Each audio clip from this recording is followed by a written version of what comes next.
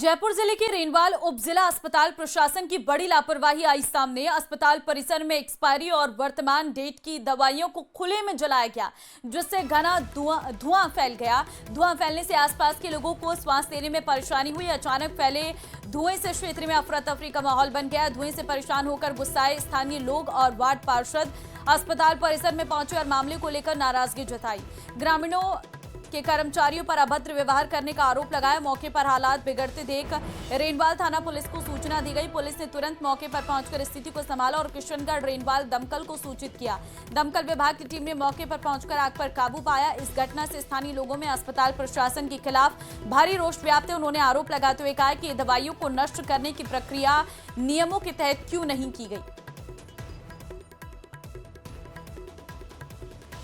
तो आप देखिए जरा, भारी मात्रा में ये एक्सपायर्ड दवाइयां थी जिन्हें यहाँ पर जला दिया गया, जिससे पूरे इलाके में धुआं फैल गया। जाहिर तौर पर इसमें कई तरीके के केमिकल्स मिलाए जाते हैं और जो लोगों को सांस लेने में दिक्कतें महसूस करा सकते हैं, और वही यहाँ पर भी हुआ।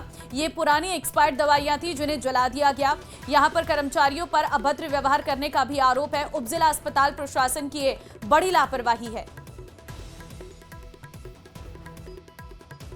तो अस्पताल परिसर में ही दवाइयों को जलाया गया। आप देखिए, दवाइयों का ये ढेर है जिसमें कई टॉनिक्स हैं, कई सिरप्स हैं, कई गोलियां हैं और इंजेक्शंस हैं। तो सब जला दिए गए और पूरे इलाके में धुआं फैल गया। हीरालाल संवाददाता फोन लाइन पे इस वक्त हमारे साथ है। हीरालाल, ये उपजिला अस्पताल प्रशासन की जो बड़ी लापरवाही सामने आई है, क्या अभी तक इस पूरे मामले पर कोई एक्शन हुआ है? जी बिल्कुल, देखिए रेनवाल उपजिला अस्पताल का पूरा मामला है। इसमें अस्पताल प्रबंधन की बड़ी लापरवाही इसको कहा जा सकता है, क्योंकि जिस प्रकार से ये मामला सामने आया कि जो एक्सपायरी डेट की दवाइयां थी, बताया जा रहा है कि साथ में कुछ वर्तमान में जो बैच की थी वो भी दवाइयां थी, उनको इस अस्पताल प्रबंधन की ओर से खुले में जलाया गया था। इसके लिए अस्पताल प्रबंधन की ओर से कोई परमिशन भी नहीं ली गई थी। जब इस दवाइयों में आग लगाई गई और इससे निकले धुआं से जब आसपास के लोगों को परेशानी हुई, उनको श्वास लेने में जो परेशानी हुई, तब वो मौके पे पहुंचे और उन्होंने विरोध जताया। इसको लेकर आरोप ये भी लगाया जा रहा है कि जो नर्सिंग कर्मी थे, जो स्टाफ था, उन्होंने जो ग्रामीणों के साथ दुर्व्यवहार भी किया। जब मामला बढ़ा तो पुलिस मौके पे पहुंची। पुलिस ने मामला समझाइश करके शांत कराया। इसके बाद जो वरिष्ठ चिकित्सा अधिकारी है उनको भी पूरे मामले से अवगत कराया गया। हालांकि जो चिकित्सा अधिकारी है उनका कहना है कि इस प्रकार से है जो बिना नियमों के इस प्रकार की दवाइयों को जलाना नहीं चाहिए था। इसकी जांच की जा रही है और जांच के बाद अगर कोई दोषी पाया जाता है तो उसके खिलाफ विभागीय कार्रवाई जरूर की जाएगी। धन्यवाद आपका हीरालाल, तमाम जानकारी देने के लिए।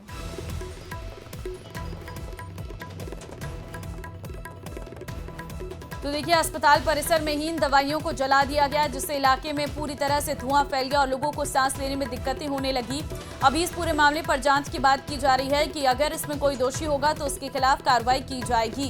कर्मचारियों पर अभद्र व्यवहार करने का भी आरोप लगा है। देखिए, जाहिर तौर पर एक तरीके से इन दवाइयों को नष्ट किया जा सकता था। दवाइयों को जलाने से प्रदूषण फैला और लोगों को सांस लेने में दिक्कतें हुई। इसमें पैरासिटामोल की भी कई सारी टैबलेट्स हैं। इन दवाइयों को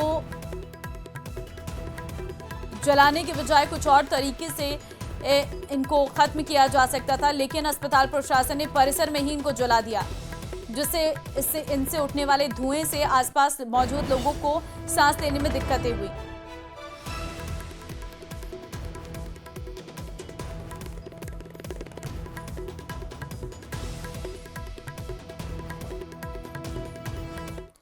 केंद्रीय गृह मंत्री अमित शाह 13 अक्टूबर को जयपुर के दौरे पर आ रहे हैं और इस दौरे में वो जहां एक तरफ नेशनल फॉरेंसिक साइंस यूनिवर्सिटी के कैंपस का उद्घाटन करेंगे, वहीं नए कानूनों पर प्रस्तावित कार्यशाला की शुरुआत भी करेंगे। और इन सबके बीच एक सवाल और उठ रहा है कि क्या शाह के इस दौरे के बाद बीजेपी प्रदेश कार्यकारिणी की सूची भी जारी हो सकती है? आइए देखते हैं इस रिपोर्ट में।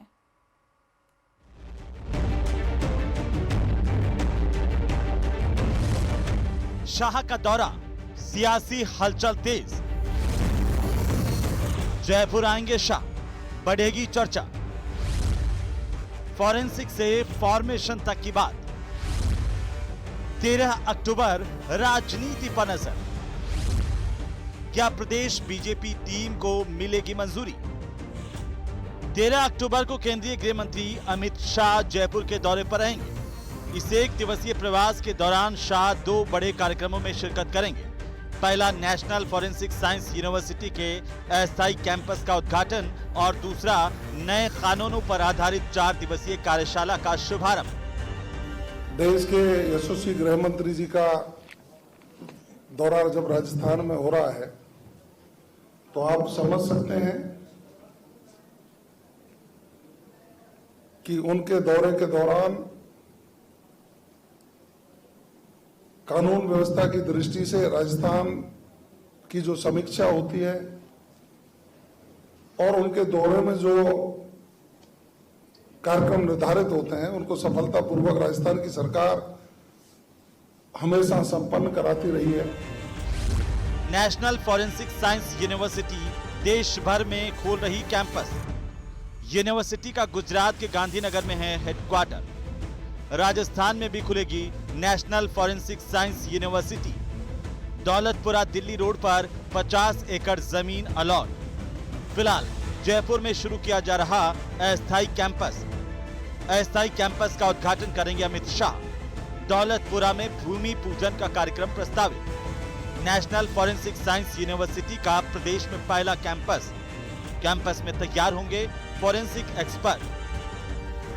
इसके अलावा 13 से 16 अक्टूबर तक सीतापुरा स्थित जेईसीसी में 3 नए कानूनों को लेकर कार्यशाला और प्रदर्शनी का आयोजन होगा।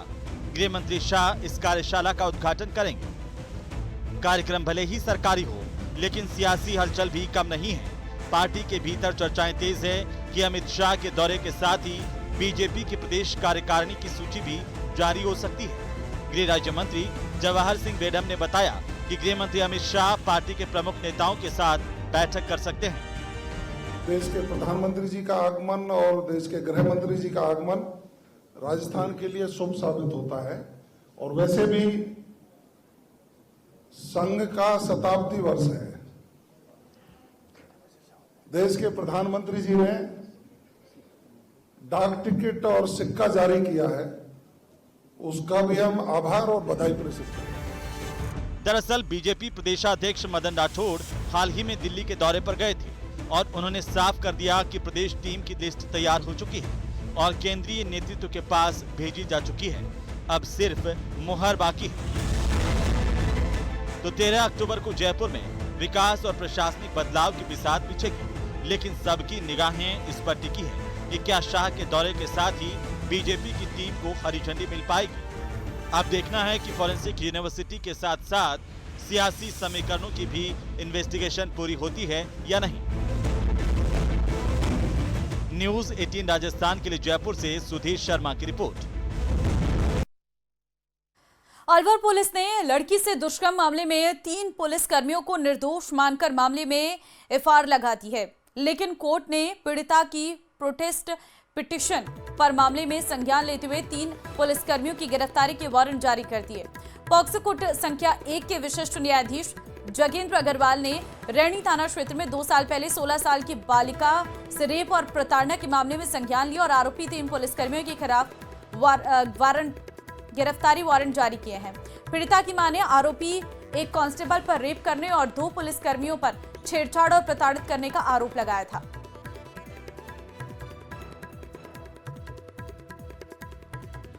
थाना रैणी में धारा 376D, 376(2)N, 506 आईपीसी और पोक्सो एक्ट में एफआईआर दर्ज कराई कि अविनाश मीणा सिपाही, राजू मीणा सिपाही और मानसिक जाट तीनों पुलिसकर्मी जो कि रैणी थाने में कार्यरत थे, उसने पीड़िता परिवादिया की बेटी के साथ जबरन बलात्कार किया। दिनांक 8/11/2023 को शाम 7 बजे जब उसकी पुत्री घर पर अकेले थी, परिवार में कोई नहीं थे, पूरा परिवार खेतीबाड़ी करने गया था, तब पीछे से जबरन उसका बलात्कार। खबर आपको दे रहे हैं, बंद मकान से लाखों की चोरी का मामला सामने आया है। पुलिस ने चोरी का पर्दाफाश किया है। 2 सगे भाइयों सहित 3 गिरफ्तार किए गए हैं। सीसीटीवी फुटेज से पुलिस पहुंची चोरों तक। चोरी हुए आभूषण बरामद किए गए। आरोपी श्याम सुंदर, कैलाश और सुभाष को किया गिरफ्तार। मुरलीधर व्यास कॉलोनी निवासी अशोक पुरोहित के घर हुई थी चोरी। एएसपी सौरभ तिवारी के निर्देशन में नया शहर थानाधिकारी कविता पुनिया की ये कार्रवाई देखने को मिली है। तो देखिए, बंद मकान से लाखों की चोरी का ये पूरा मामला था। चोरी के जो आभूषण है वो बरामद कर लिए गए हैं। पुलिस ने इस पूरे मामले पर बड़ी कार्रवाई की है। बंद मकान से लाखों की चोरी करने के मामले में चोरों को गिरफ्तार किया गया है। इसमें 2 सगे भाई हैं और 3 लोग ये पूरे थे जिन्हें पुलिस ने गिरफ्तार किया है। कामयाबी पुलिस को मिली है। और यहाँ